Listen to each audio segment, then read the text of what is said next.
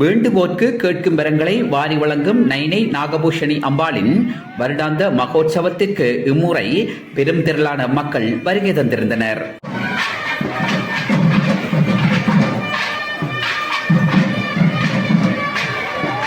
அந்த வகையில் குறிகாட்டுவான் இறங்குதுறையிலிருந்து நைனாதீவு இறங்குதுறை வரை இடம்பெற்று வருகின்ற படகு சேவையானது ஆபத்து மிக்க படகு சேவையாக மாற்றப்பட்டுள்ளது. குறிகாட்டுவான் இறங்குதுறையானது படகுகளை அணைப்பதற்கான வசதி வாய்ப்பற்றதொரு இறங்குதுறையாக அன்று தொடக்கம் இன்று வரை இருந்து வருகிறது.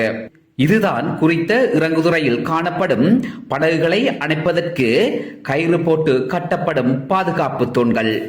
பாதுகாப்பு தூண்களே பலமற்ற நிலையில் இருக்கும் போது இப்போது இடம்பெற்று வரும் படகு சேவை பாதுகாப்பான படகு சேவை என்று எப்படி கூற முடியும்?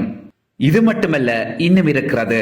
குறிகாட்டுவானிலிருந்து நைனாதீவு வரை ஆட்களை ஏற்றிச் செல்கின்ற படகுகளை பாதுகாப்பான படகுகள் என எவராலும் கூற முடியுமா?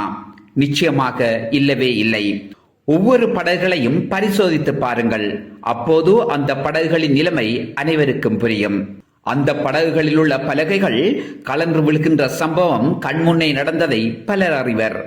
இதுதான் உரிய திணைக்களங்களின் மிகப்பெரிய பாதுகாப்பு ஏற்பாடா என்கின்ற சந்தேகத்தை மக்கள் மத்தியில் ஏற்படுத்தியுள்ளது. நைனை நாகபூஷணி அம்பாளை தரிசித்துவிட்டு மீண்டும் திரும்பி வர முடியாத அளவிற்கு பக்தர்கள் நைனாதீவு இறங்குதுறையில் நிலையில் நின்றதை அவதானிக்க முடிந்தது. நைனாதீவு நாகபூஷணி அம்பாளின் சன்னிதானத்திற்கு வருகின்ற அடியவர்களுக்கு நடக்கும் புதிய சம்பவம் இதுவல்ல. இது காலம் காலமாக தொடர்கதையாகவே நீண்டு செல்கிறது.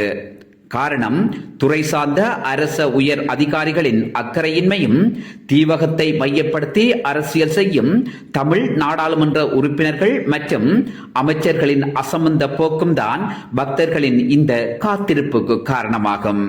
குறிகாட்டுவான் நைனாதீவு இறங்குதுறைக்கு செல்வதற்கான பாதையின் நிலைமையை பாருங்கள்.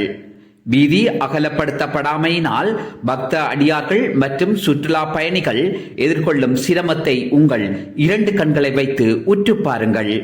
ஆகவே இதனை இந்த நாட்டின் ஆளும் வர்க்கத்தினரும் எதிர்த்தரப்பினரும் கண்டுகொள்ளாமல் இருப்பதானது வெந்த புண்ணில் வேல் பாய்ச்சுவது போன்றதாகவே கருதப்படுகிறது.